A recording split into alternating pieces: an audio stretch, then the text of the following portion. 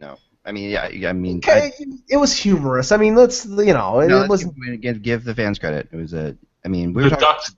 Somebody tweeted. I think it was. I'm not sure if it was the Ducks. They tweeted a response to that. They said, "I kissed the cup and I liked it." There you go. Well, all I have to say is this, though, and this is not a criticism of the Winnipeg fans, because I understand that the whiteout is tradition. Yep. But your team was wearing blue. True. The road No, team was wearing white. No. The whiteout is awesome. I know. I'm not saying it's not awesome, Meg. Same I'm thing. just saying. Penguins do the same thing. The Penguins have the whiteout too. I've had this debate with the Penguins, and with the Penguins, I do agree. Yeah, if you're going to have a whiteout, then maybe you should ask the league to switch your jerseys to the road white, because then there's some uniformity there. Otherwise, it looks like the MTS Center was rooting for the Anaheim Ducks because the Anaheim Ducks were wearing white. I know it's going to be a blue wave, and they're calling it the Blue Wave tonight at the Coliseum because they're wearing blue, so they went with blue towels. Yeah, and all the Calgary fans were wearing red. So I mean, there was some connection there, but yeah, I think it's just the tradition of the Jets have always with the whiteout.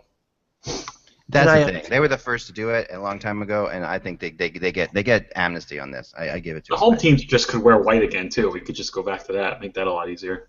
Just when I'm starting to get used to it, Dan, because I was on that for years, and I was like, this is ridiculous. The home team should always wear white, and now they will change it because I finally adjusted to it. I think if, as a fan, you go to a bunch of games, and it's nice seeing a different team's uniform, with different colors coming in. Totally. When I was a kid, I mean, I think I probably relate to this, is that we only got away games were on TV, and the home games weren't. So, I never saw the Flyers in their white uniforms ever. Like, that was just you'd only see them in their orange uniforms. So, I remember when we got Prism, which was a cable network, like one of the first cable networks that actually showed the Flyers home games. And to see them in white uniforms was incredible to me. Like at that time, it was like, oh my gosh, they have these white uniforms. I just had never. I'd only seen it in on newspaper articles. It was nice. It was nice when you went to the Odd. When I went to the Odd as a kid to see the Montreal Canadiens come in with their red jerseys, or Detroit coming in with their red jerseys, or Calgary. Sure. The different colors for the different teams, and the Sabres were always in their home white, and now.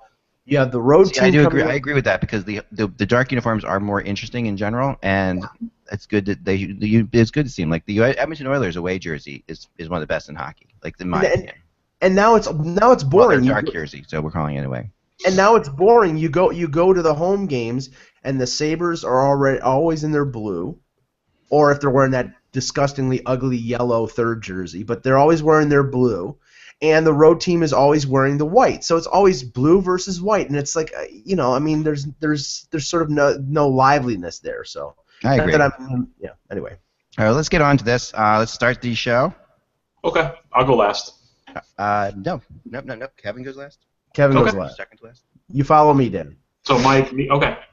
Remember, small changes in my environment. They whack me out. All right. God, never plan a bat mitzvah. All right. Anyway, I'm getting jet text. I got to turn that off. It's just like, holy cow. A woman wants to. She'll pay $5 to decorate all the chairs. Like that's 150 chairs. Like, I'll do it for $1.50. Holy cow! I'm not. 75 cents. Yeah. Why do we have to decorate the chairs? It's where we. Yeah. Exactly. All right. Okay. Here we go. Let's start the show. See, got to turn your phone off. The 21st, right? Right. Yes. April. One of my favorite days of the year, April 21st. I don't know why. It doesn't have any significance to anybody in my family. It's no one's birthday. It's no one's. But I will always remember it as the day I went to camp when in 6th grade we went away for a week to camp, and I don't know since then April 21st has always held I don't know what it is. It is my late father's birthday, and it is also the 64th anniversary of the famous Bill Barilko game-winning overtime cup-winning goal for the Maple Leafs in 1951. Oh wow! Wow. Okay. That's a bit of information. That's dropping some history on us there, Mike. That's pretty good. Yeah. All right, let's begin. Ready? Here we go. Hello, Hockey World. It's Tuesday, April 21st, 2015. I'm Michael Lagello. I'm Dan Petru. And I'm Kevin Allen of USA Today Sports. And I am Eklund, and you're watching the Hockey Buzzcast on HockeyBuzz.com. This is the podcast that we come to you every Monday through Friday at 1 p.m. We're thereabouts to talk to you about what's happening in the hockey world. And welcome back, Kevin. We haven't seen you in a little bit. How was your excursion to Nashville? Well, I thoroughly enjoyed the trip to Nashville. The hockey was excellent, and from there I went to Pittsburgh, and the hockey was less excellent. But I always enjoy going to Pittsburgh. Last night, obviously, it was an important game. The Rangers, I thought, took control of the series with a real strong defensive effort. It was interesting, the perspective after that game. Like, the Rangers were so pleased with how well they played defensively, and the Penguins, their take on it was that we overpassed. We didn't do what we were trying to do, and that's why they didn't get a lot of shots in the first 40 minutes. It wasn't that the Rangers played pretty strong defensively. But in the third period, anybody who's watching that game, the Penguins turned up the volume a little bit. And, I don't know if there's going to be any carryover from that, but, Malkin got going in that third period, and they looked like they could be a highly competitive team. But the real fireworks started afterward when Rob Rossi, a local columnist, apparently or reportedly was confronted by Penguins general manager about something he wrote, and basically, according to Rossi's account, Rutherford was not pleased with what he perceived to be sort of a lack of support for what was going on in Pittsburgh. And what's interesting about that was, it came on the same day when the Cincinnati Reds manager went on a 77 F-bomb tirade about a Cincinnati Enquirer reporter, basically doing his job and reporting all the happenings of the team. And Price's perspective was how is this helping my team that you're telling the opposition that my catcher is not going to be available this day, right, that I've only have one catcher, or that one of my players has sore fingers and has trouble gripping the bat. Like, how is this helping my team? And the reporter's response was, well, it's not my job to help your team. It's my job to report the news. But the whole thing's been kind of fascinating because the landscape in journalism has evolved so dramatically because of Twitter that I think it's really become quite uncomfortable for coaches and general managers and managers of teams, to try to get used to the fact that reporters now, their efforts are to report all levels of minutia about the team. We've completely, I was thinking about this when I read about Price's tirade. When I was a kid, there was a real mystery to what went on in sports. Like, you had a national, in baseball, for example, and hockey for that matter, you had one national game of the week, and your local team was not on television with every game. Right. You just had to look and hope that this week there might be a couple of games on. And even statistics. Like, I remember when I was a kid, that I couldn't wait to get the sporting news to get, defensive statistics for my baseball teams. To get fielding averages was really a big deal. That you could find out, okay, who was leading, who had the fewest number of errors, and so forth. And even you didn't see. I grew up in an American League town. You didn't see any National League teams on television, so what they were doing was totally foreign to you. So when the World Series came on, like the opposition team was just a mystery. You didn't have any idea. Like, I'm old enough to remember when the AFL and the NFL, when they played in the Super Bowl, people had no idea how good the AFL was, and it was quite fun. And I was just thinking, it's not quite, with the mystery all gone, I wonder if the entertainment value is still the same. Is it more because now we know everything about the team, or is it less because we know everything about the team? I'd love to get you guys. That's a really good. That was the argument in when it came to All-Star games. When you saw an All-Star game when I was a kid, That was the only time you would see guys like Dave Parker and Ellis Valentine and Gary Carter. But now you see these. If you have the major league package, you can see all these guys all the time, and there's multiple national games for baseball.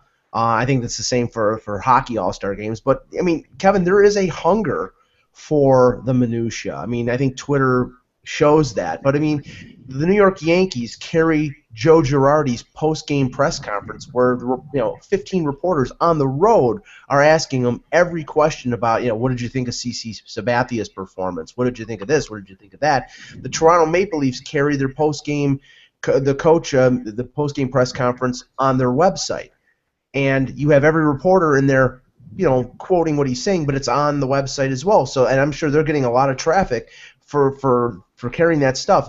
The coach of the Maple Leafs won't tell the media who the starting goaltender is. They have to interpret it from the morning skate because he won't tell them who the goaltender is going to be. I mean, these teams are treating information about injuries and about lineups as proprietary information and not something that the reporters. Yeah, but you see, here's my theory on all this. I think that that's the team's rights as much as I think it's Rossi's right to report whatever the hell he wants to. Like, I think that the way this is supposed to work is the team's allowed to be as secretive as they want to be. Right. And the reporters are allowed to be as investigative as they want to be. And as long as no one's making stuff up, then there's no real problem here. The idea is the reporter, and different teams handle this very differently. This is one of the things, and Kevin, it's like some teams get this dance and some teams don't. Some teams embrace it. Some teams want it. Some teams just are so paranoid that you don't even want to talk to them.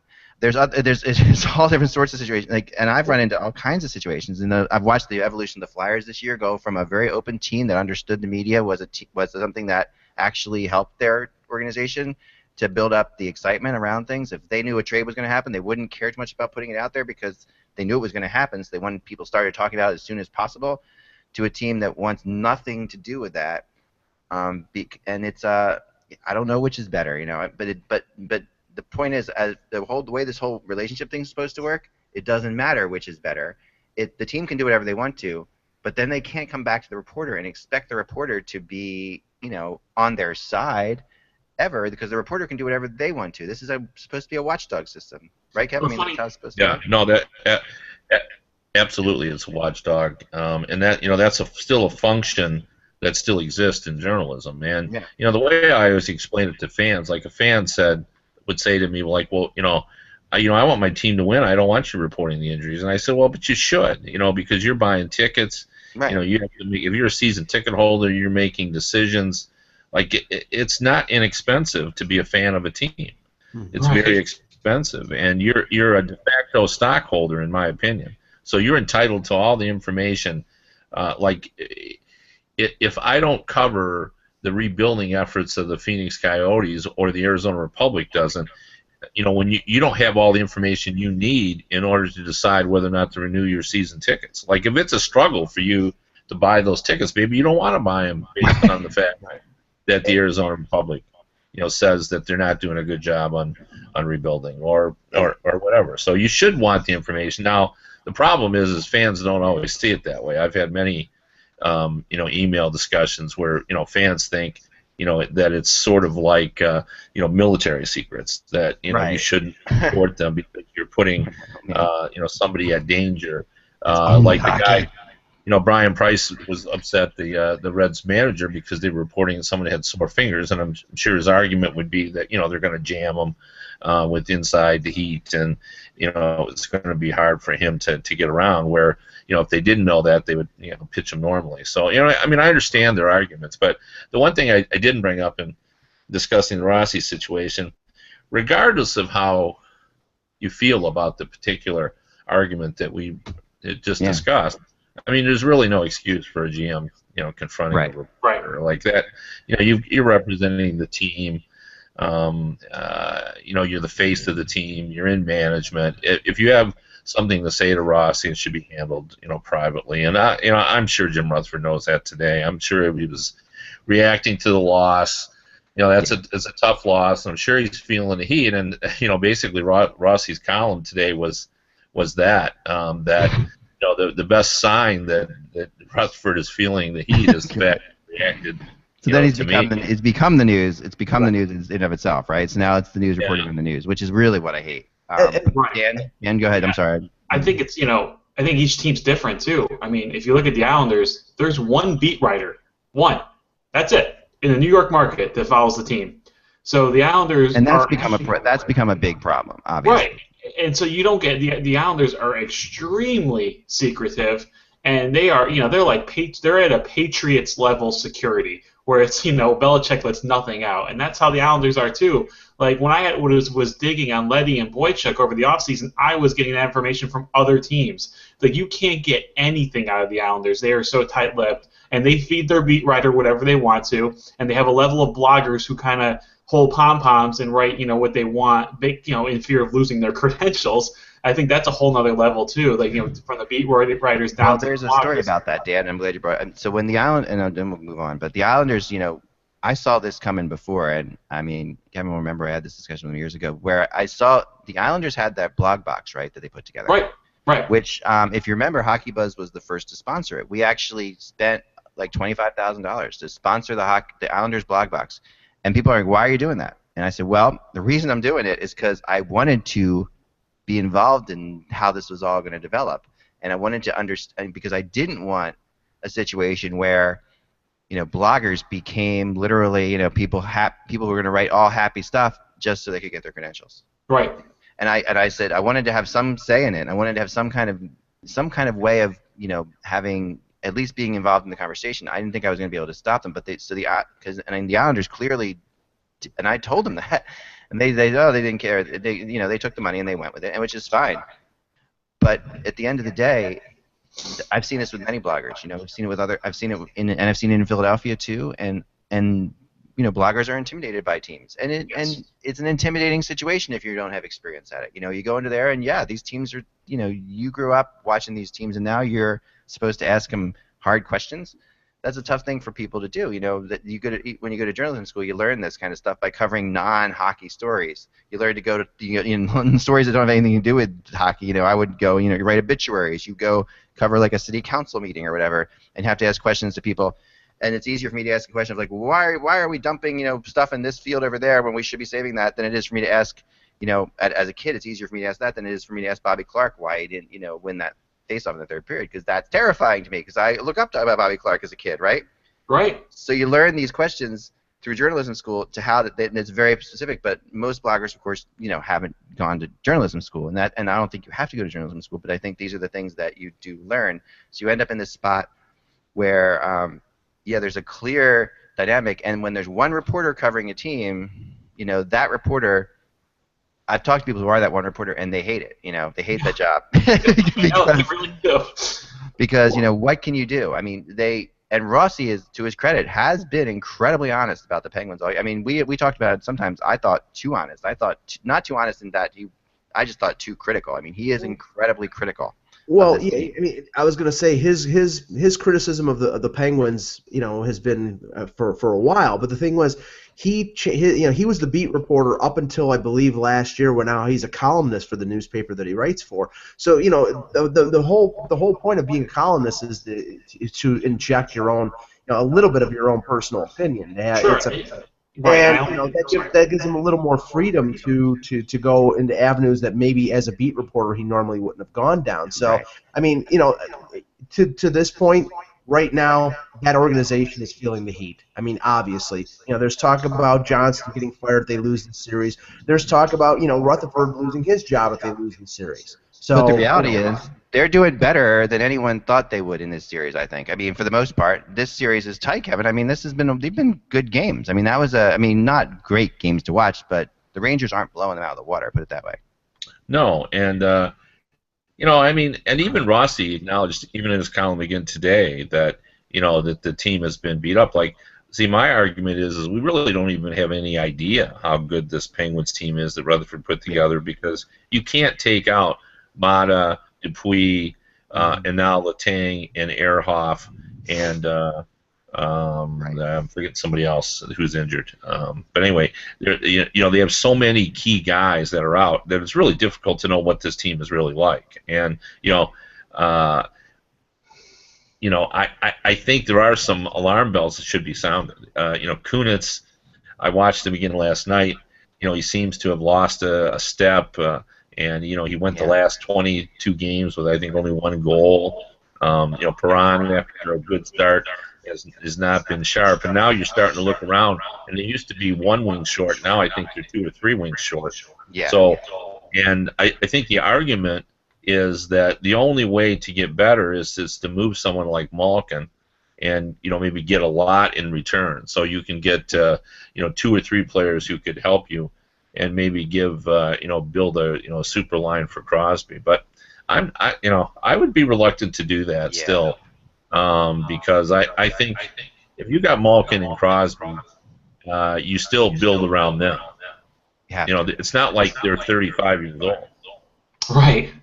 Right, and you look at the Rangers too. It's kind of like this is the Rangers' MO. I think the Rangers are going to win this series. I really do. But to me, it seems like this series might go 6 now. It might go a little longer than expected. And it seems like the Rangers do that every year. They play longer series than they need to. They eventually win them, but they play longer series than they need to, and it catches up with them in the later rounds. Well, the one thing that I would say about the Rangers too, like if you look at, it's almost like we've forgotten that they reached the final last year. Yeah. Right. But this team got to the final, and now you look at their defense. Like I like that defense when Kevin Kline comes back, and he could be back. If this went to a 6 or 7, he could be back, or at least by next round, presuming they're going to win. Yeah. Like their defense now with.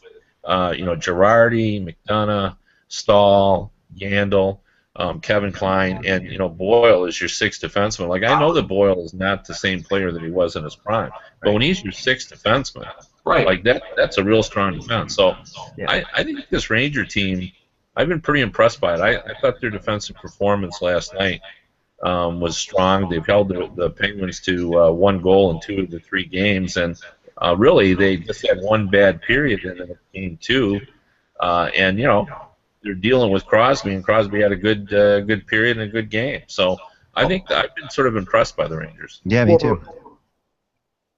Good, Mike. The Rangers didn't, or the Penguins didn't have a shot in the first 15 minutes of the first period. I mean, I know they rallied in the third, but they even during a power play they couldn't get a shot on Lundqvist. But to Kevin's point, I mean, Yandel made a fantastic pass on Hagelin's gorgeous pass, and gorgeous. I mean, and this team is a better team than the team that made the finals last year. It's the only thing that can I think prevent them from repeating and going to the finals is what Dan mentioned, is the fact that if they get bogged down into longer series than they normally do, they may run out of gas. I also think there's a team that can challenge them coming out of the Atlantic, either Tampa Bay or Montreal. But if Montreal doesn't lose Carey Price last year, maybe it was Montreal that beats the Rangers. So it's not going to be an easy road to hoe for the Rangers. No, it's a good. Now I'm going to move on to other games, and we have some other things you want to talk about too. Let's discuss for a second, Kevin. If you could turn down your volume a little bit in your speakers, that would be good. I'm not sure if it's you that's echoing or not, but everybody turn their volume back a little bit. That way, either you won't hear the echo anymore, or it'll go away. so no matter what, it won't bother you. Anyway, so here's the thing. Last night I want to reinforce the fact that I believe the Wild St. Louis Blues series might be if not the conference final, it could even be the Stanley Cup final, because I think that series is just, even though the games haven't been all that exciting, as exciting as I expected, because they haven't been there, we haven't had the overtime or the drama that you'd expect. Those two teams are, I think, just playing out of their mind, and I think that the Blues are in such a tough spot right now because they could have guys get fired out of this situation, and it's really unfair because they're playing a team that's just playing so well in the Wild that it's really a bad spot, I think. What do you think, Kevin? Yeah, for sure.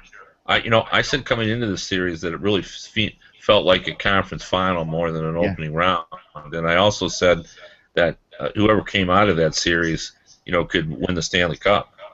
Yeah. But I mean, both Easy. It those seems teams very are. easy, yeah, and it seems like Minnesota's going. I mean, they really looked so good last night that I can't imagine picking anybody against them in the next round. You know, Right, right. Dan, you agree? Yeah, they would be the. I think whoever wins this series would be the clear favorite going into the next series. Although I'm not ready to write off Chicago yet or anything like that.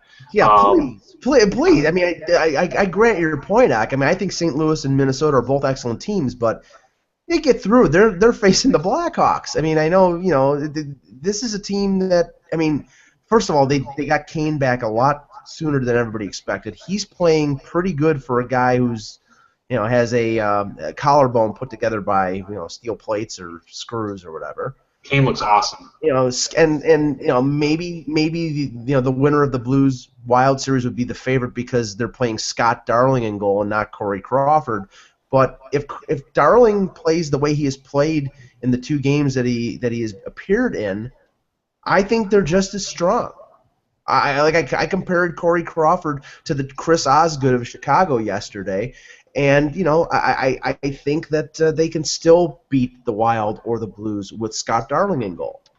Yeah, Chicago needs that goaltending. That's their weak link. And if they get quality goaltending, they match up with anyone. They can beat anyone. Plus, you have to see how beat up, how long this Blues Wild series goes as well. But Eck, you're right. I'm so excited to watch those games, but you haven't had that compelling, double overtime. It's the Devils, is what it is. It's right. Like the Wild are the Devils, and that's what it comes down to. It's like the Devils, they're so systematic in the way they played and the way they, the Wild they remind me of the Devils too much, I think, and that's why it's just not interesting to watch sometimes. But at the same point, they're going to not lose, and they're not quite as bad as they were like under Jacques Lemaire. I mean, it's not like they're a completely defensive-minded system, and they have some, dynamic offensive players. But I agree with what Mike said about Chicago too. As much as I like both Minnesota and St. Louis, I'm not discounting the Blackhawks. I'll make 2 points. 59 playoff wins since 2010. Yeah. 2 Stanley Cup championship, and Patrick Sharp's on the third line. Right. Yeah. If Patrick Sharp is on your third line, you've got a heck of an offense. Well, there's no question the Predators are getting screwed too by having to play the Blackhawks and then having the situation. I mean, they're in the same boat the Blues are in. These are 2 really good teams that in the Eastern Conference might battle all the way through. Like either one of those teams, put the Blues or the Predators in the Eastern Conference, and who beats them? I mean, I don't. But here they are. They could both go down the first round. Well, I mean, that's an argument in favor of the 1 through 8 playoff structure rather than the divisional playoff structure. I mean, we like the rivalries. I mean, I like the fact that Chicago and St. Louis will play, or Chicago and Minnesota will play for the second time in 2 years. Maybe that gets boring after a while. It got boring in the 80s when it was, it was always Buffalo and Boston and Buffalo and Montreal. But they wanted to switch things up, and I don't know. I mean, I think maybe the more deserving teams get the higher seeding in the other structure, and then you have more compelling semifinals and conference finals. But it's cyclical because the Central is good now, but in a couple years the Pacific maybe. But the Pacific has generally been the better division. I mean, they've both been really good, but if you go over to history the last 10 years, the Pacific Division records have been the top in the NHL. Like, they've been really good. So, I mean, that's changed as well too. But it changes. This is where the league can't win. Yeah, I know they can't win. I think NHL fans have no idea what they want in terms of. None of us do. We want to be able to. We should be able to vote on the matchups in the first round, set them up our way we want to. It doesn't matter how you do in the regular season. You make the playoffs. We get to vote. And NHL fans know what they want. They want to complain. That's what they want to complain. Well, yeah, they do want to complain, but they back in the bad old days when you had the division matchups, they said people did say, oh, well, I'm tired of seeing that, but they wouldn't buy tickets to go to games that were not non-divisional matchups. Right. So that's why the league just thought, oh, well, great, we'll move away from that, and then people wanted that, and then they put it back together, and then people complained about that. You just you can't satisfy everyone. And going back to what you said, I still want my plan, which is when you win the President's Trophy, you should get to say who you want to meet in the first round. I like that. That I think would be fantastic. And why not? Yeah. And so if you're the top team in the West, you could pick anyone who's qualified for the playoffs to play. So And then everyone else just falls in line. The Rangers would have probably picked Ottawa if they were. They probably would have picked Pittsburgh. To be honest, that's who they. Right. I think the Rangers. I don't think they would have picked Ottawa because the Rangers had some trouble. I mean, maybe, but I think they would have picked Pittsburgh because Pittsburgh really looked like they had nothing going at all. Which is the other thing that would be great about the Kevin system, because that team that's picked by that top team will be so pissed off by the fact that they're picked by that top team. Absolutely. That series will be insane. You know what's funny too? If you went back to the old 1 through 8 seeding in the East, the matchups would be the same. Yes. Yeah, this year they would have been exactly the same. I mean, it's just the West that because the Central is just The thing that screws everything up in the West is the Vancouver-Calgary series. Let's just admit it. Okay, that's the series where you've got two teams that weren't supposed to be in the playoffs facing each other, and yet you've got these other 4 teams that two of them should be the Predators should be playing Calgary. The Blues should be playing. They should be playing Vancouver. That's what it feels like it should be happening. But instead, we have this whole thing, playing out, and that's where it kind of messes up. But then last night, the late game, which might have been, besides the first Predators-Hawks game, which I think is still the best game of the playoffs so far, the last night's late game was pretty darn close. That's a game I really, you just wanted to be at. I mean, that Winnipeg crowd was insane, first off, but then the Jets are just not experienced enough to beat the Ducks. It's just what it comes down to. It just feels like there's just, at the end of the day, the Ducks are too calm because they've been in this situation too many times, and the Jets are too hyped up because of everything that's going on around them. The Jets can't, they've led in the third period of every game and haven't, taken it back. And they're supposedly the first team in NHL history that has led in all 3 games in the. Oh, you don't want to start this road, Mike, because this is my big rant for the end of the show here. Elias Sportsboro. Elias. I want to call it Elias, of course. Elias Sports Bureau, I'm taking down in a second, but let's continue with the Winnipeg thing here. Yeah, I mean, the Jets are just, it comes down to every game, it feels like it comes down to the Jets, just not being able to hang on, and the Ducks being confident enough to just find ways to win it. It seems like it's the same pattern, and it's a shame because you want to see this Jets team go further, but at the same time, this is Kevin's a perfect example of having to lose before you win. This is where the Jets are, right? I mean, this is where they are right now. It's like you learned how to crawl, and you're not quite ready to walk yet. Yeah, I mean, but let's get into the Bufflin hit on Perry for a second, because this should have been a suspension in my mind. I don't understand, and I think the only reason it's not a suspension is the human nature of those refs being in Winnipeg and wanting to get out with their lives. That's my theory. The only reason that he doesn't get kicked out of the game. Kevin, your thoughts? Well, I see. I would have just given him a game just because, it's just disgraceful to the game. What is he doing? What is he thinking? This is a big series, and it's accepted practice in this league to celebrate goals. Yeah. And everybody does it. It's not like it wasn't anything new. He wasn't showing anyone up, and so I mean, it was just sort of an absurdity. And if you don't punish that, then we're going to start seeing that. I just didn't like it. Yeah. I mean, it was an expression of a level of frustration by Bufflin because Corey Perry has killed them. I think he has 3 goals in the series in 3 games. But you know what? The solution is cover the guy.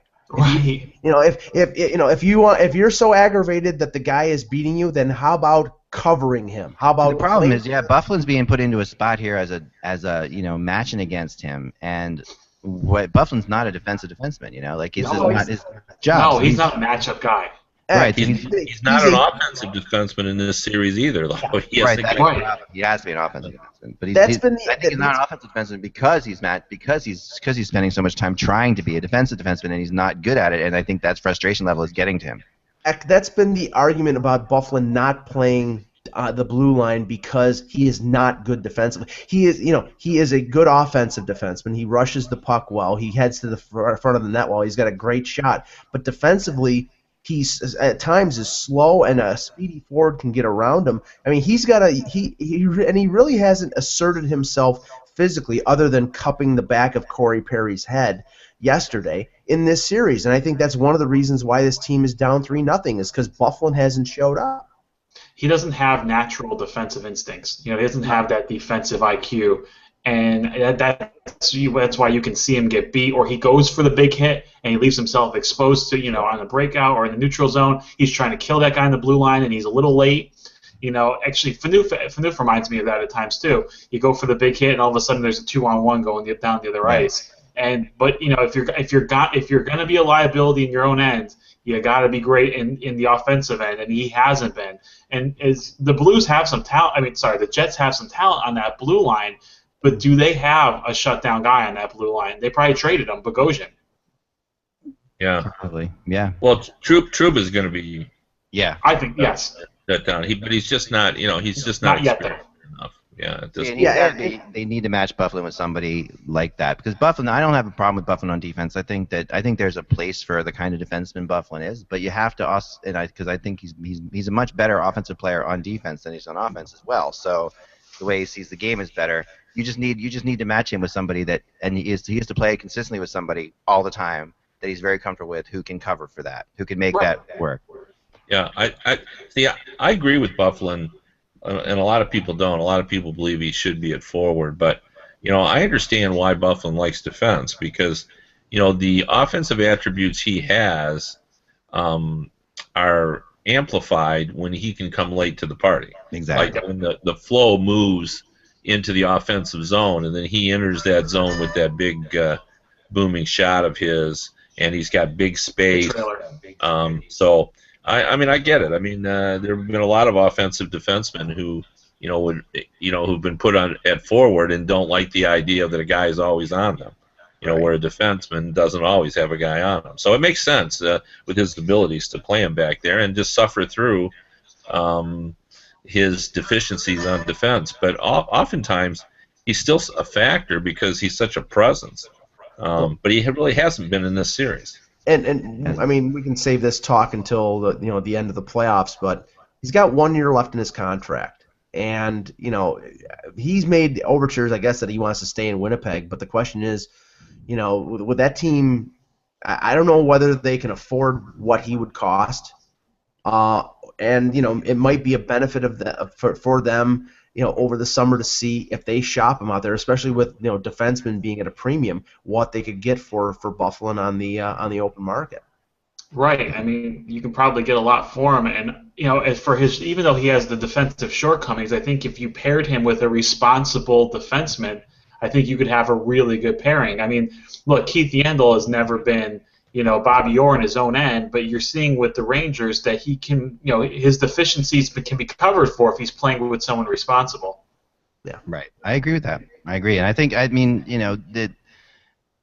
do think that the Jets need to change goalies too, just to give the other kid a shot. And he was so good this year as well, and it doesn't hurt right now. And Pavlik hasn't made the big saves at the big times. He just hasn't. At the end of the day, in this series, when you it hasn't necessarily been his fault. But what are your thoughts on that, Kev? And I'm with you. You save percentage to me is an important stat. Yeah. And if you're south of 900, you're not going to win a playoff series. Nope. And give credit to Anaheim too. Silverberg has played really well. Corey Perry is playing great. Kessler scored a big goal last night. They're getting good performances out of their key players. And Anderson made an incredible save late in the third period that I think at that point the game was tied, and it would have been the game winner. So they're getting the performances out of their players, and right now Winnipeg is getting sporadic performances out of their key players. Right. All right, my time to take down Elias Sports Bureau. Okay. Do you ever? I grew up in a math family, so did you ever learn the difference between probability and odds? The difference between probability and and odds, it's really kind of fascinating. And we, for the longest time, my wife's biggest pet peeve whenever we watch a hockey game is when they throw up the statistic that, they did it the other night. The Chicago Blackhawks are 25-0-0 when leading after the second period. This is something that she can't stand more than anything in the world. And every broadcast you watch has this, right? Every broadcast has these, like, they throw these things up. Yeah. And, why she can't stand it is she's a PhD math woman, and she's like, it tells you that the odds are that they're going to not lose, but the probability is still the same. And what makes me kind of crazy about all this is, if you flip a coin 100 times, the odds are it's going to come up 50-50. But if you flipped a coin 100 times and it's come up 75 times to 24 times, you're going to flip it the last time, and you're going to tell me that it's more likely going to come up tails because it's been tails 24 times and heads 75 times? That's not right.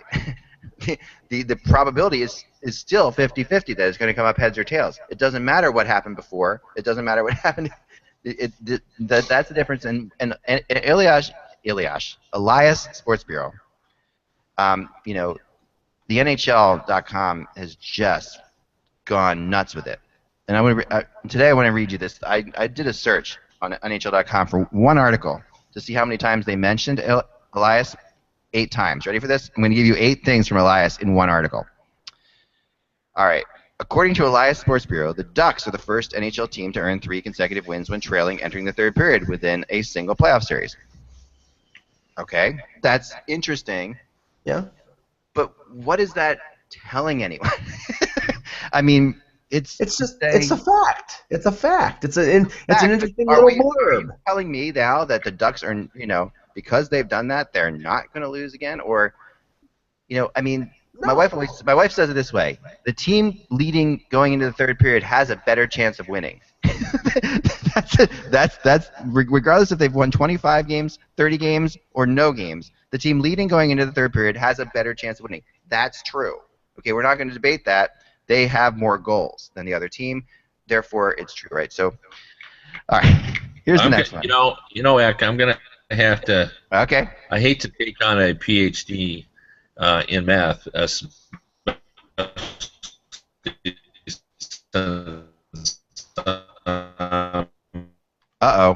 lost Kevin. Kevin, sorry, your internet's gone nuts for a second. Wait a second. Hold on. Your internet's I do understand that. Go ahead. That it's independent of what's happened before. When you flip a coin, it doesn't matter what's happened over the last 75. It's still 50-50. But the ability to hold a lead is not a 50-50 coin toss. Right. The ability to hold a lead is dependent upon the talents and the abilities of the team. So while it doesn't necessarily tell you anything about what's going to happen, that stat does tell you that team is pretty good at holding a lead. That would be my only argument, that if you do it 30 consecutive times, if you're 30-0-0 and someone else is only 21-9-1, that tells you, boy, that team is tough to get a goal against in the third period. So, I mean, I know what your point is. Your point is that you can't predict what's going to happen based on the stats, but the stat is meaningful because it does. It is meaningful. I agree with you. You can get a trend from it, right? You can get a trend. But my point is, I don't know why these stats. Okay, if we're just looking for trends, that's one thing. It feels like we're looking to soothe people. Like the other day, I saw one that said, 89% of the times the team goes up 2-0, they win the series, right? In best of 7 series. And then there was one that said, 69% of the times they're up 2-1, they win the series. Honestly, I think it's strictly informational. I think it's filler. It's like okay. I think you know what I think it is? I think it's voodoo. I think what they're trying to do is they're trying to make fans feel better about the series. They're trying to say, oh, I'm a Rangers fan. 89% of the times they win. We're not going to lose. There's no way we could lose. We've won 89% of the time. 89. I think that's what I feel because I've felt that way too. Like I know a couple times, when my team's been up, 2-1 in a series, and I've seen these stats, I felt better about it. Like, okay, maybe we will win. 69% of the time teams win, but you're still nervous that you could possibly lose. If a team is 25-0-0 with a lead entering the third period, it leaves room for sort of the outlier to happen. I mean, the most famous one, and I'm sure Kevin remembers this, 1982 National League Championship Series, St. Louis versus Los Angeles, 9th inning. Ozzie Smith comes up against Tom Niedenfuhrer. Ozzie Smith had not hit a home run against a right-handed pitcher in 1,900 and some odd at bats. and hits it in the stands for the game-winning home run. We'll see you Everybody tomorrow looked night. at what's that? We'll see you tomorrow night. That was the call. Tomorrow night. Everybody looked at that graphic and then saw Ozzy pull it down the right field line and into the stands. It scraped the wall. It doesn't mean a thing. I mean, great. It's informational. They came back. The Anaheim Ducks were losing in all 3 games. They came back and won all 3 games. Does it mean that they're going to do that in the 4th game? No. Does it mean that Winnipeg can't hold on to a lead? No. It's information. It's there. All right. I think the reason why you might see it 8 times in one article is because it's easy for these organizations to use a third party and cheaper than to employ a full research department. Well, that's why they exist, right? Of course, and that makes sense. And I mean, Elias is very expensive to subscribe to. By the way, it's not cheap. It is. Right? So you get it. So according to Elias Sports Bureau, at 21 years and 350 days old, Ricard Raquel, became the youngest player in Ducks history to score an overtime goal in the playoffs. Okay, there's another one. Okay, that's another. It's like, okay, Korea held the previous record at 22 years and 193 days old. All right, so this is the second mention in this article. All right, we're getting there, right? This gets better. It gets better. Here we go. Cam Fowler scored in 1953 of the first period. According to Elias Sports Bureau, Fowler was the third player in Ducks history to score a playoff goal with 7 seconds or less remaining in a period. See, that's just minutia. I mean, that's I give up. It's just poorly written. Let's just look at that. Who's researching that? All right. It's filler. How old was he? How old was he in days? I don't want to know minutes. I want to know how old he was in minutes, not days. When was he born? And it's just insane. It just keeps going and going and going in this article. And I mean, some of these things, it's like, I just feel as if. Who cares? Well, I was gonna say, you don't find it interesting. I don't find it interesting. Dan doesn't find it interesting, but somebody out there might. And it's just information. And you see stuff like that on Twitter. So and so scored his first goal. Blah blah blah. It's just out there. I think it's more useful there though when you're scrolling through your timeline and you see something like that, just a little thing, instead of using 8 different random thoughts into a game review. Yeah, it's Cam Fowler's first goal wearing black, one sock that's black and one sock that's white. Who cares? On a Monday.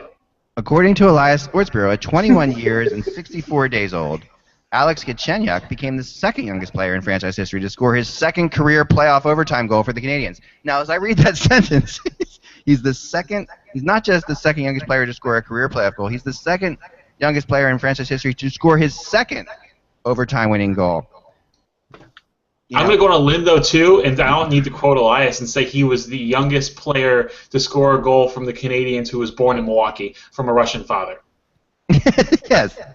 I want to say that the Ducks-Jets series is the most interesting playoff series I've ever watched between 2 mascots that both involve flying.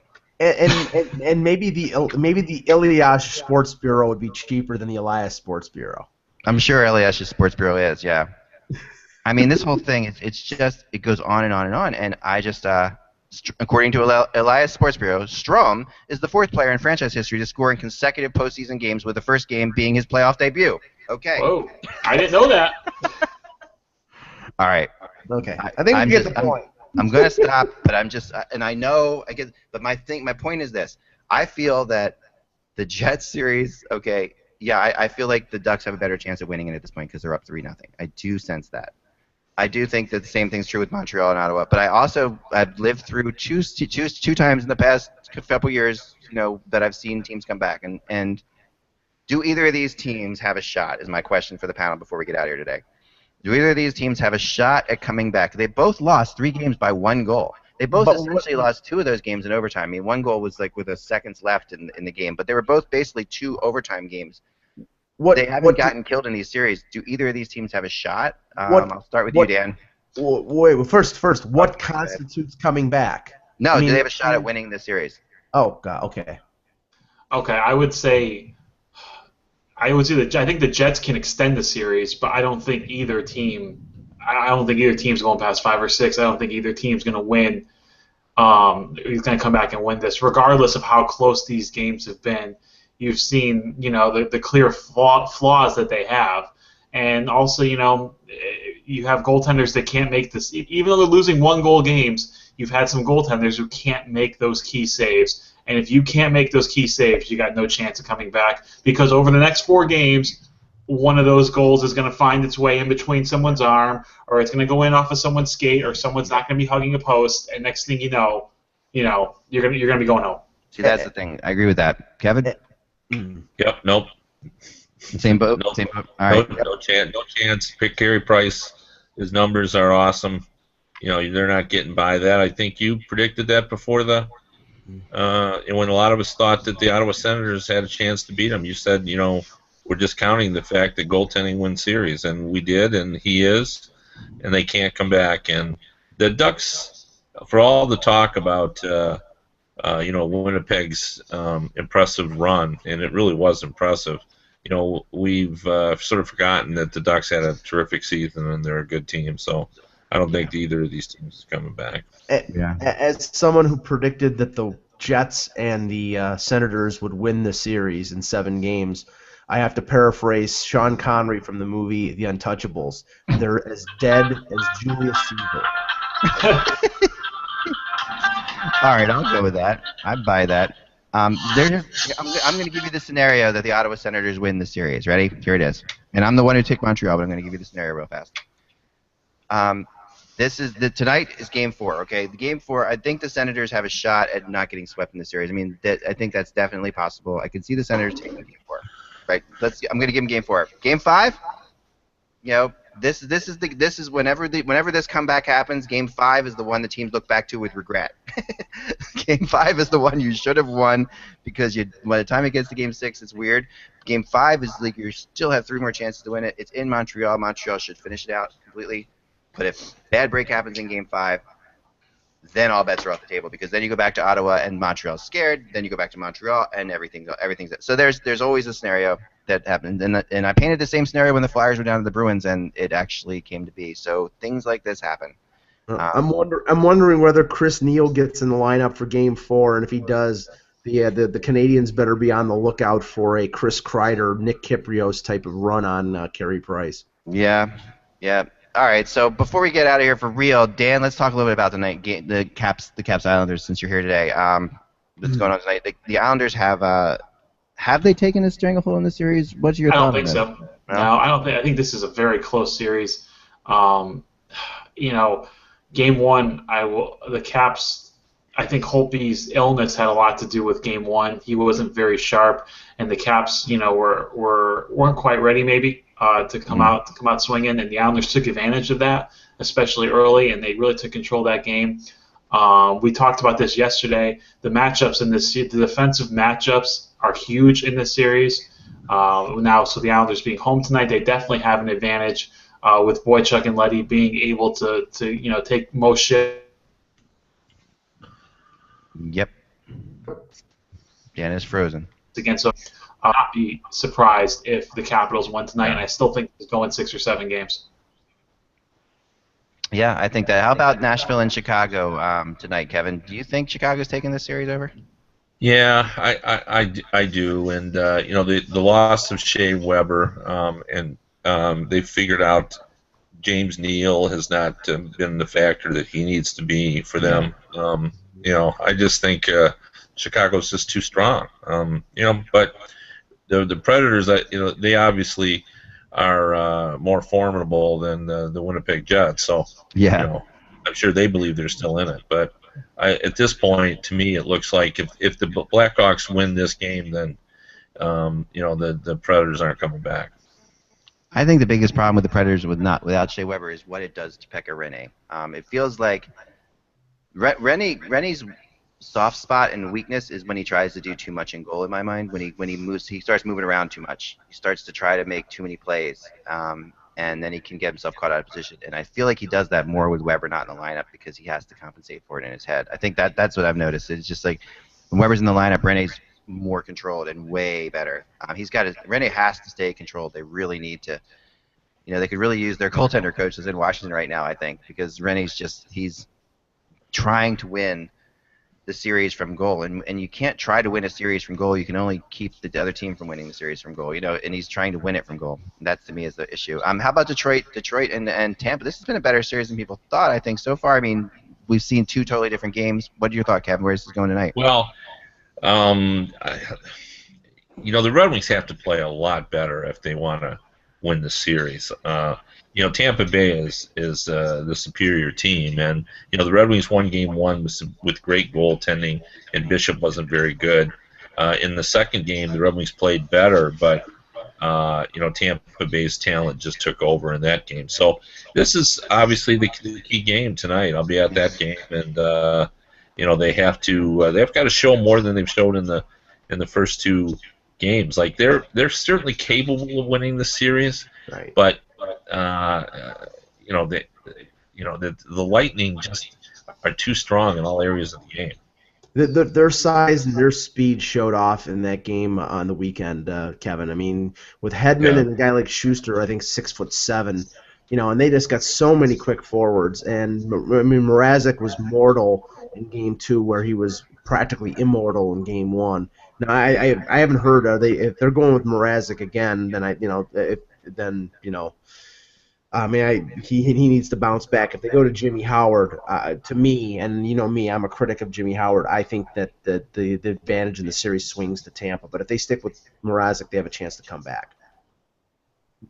Yeah, absolutely. I think the Red Wings are fortunate to win Game 1. Mrazek stood on his head, literally, and Bishop was a little leaky. But the Lightning really bounced back in Game 2 and really imposed their will on the Red Wings. And with the size up front and the size of the blue line and the speed up front, Bishop plays, above average. The B+ performance is all they really need from him in goal. And I really think they grab a stranglehold of this series tonight. It felt like Tampa got a monkey off their back by winning their first playoff game. It felt like after being swept last year, losing the first game, you got a sense that Tampa there was a little bit of like, wait, can we not win in the playoffs type situation? It felt like that. So we'll see. We'll see. Well, I just say we don't have this, draft simulator anymore. We need another new way to end the show. So if you have any ideas out there, let us know because I really like coaching simulator. What was that? Yeah. Coaching simulator. Where's Babcock going? I'm gonna create a coaching simulator for all of us. Yep. The opening spots. But yeah, we'll talk about that a lot more tomorrow. I'm chasing down some things right now about that. So we'll see. I think McClellan in Philly is a definite possibility. But we'll find out soon. Guys, talk soon. Remember, without the buzz, it is just hockey. Talk to you then.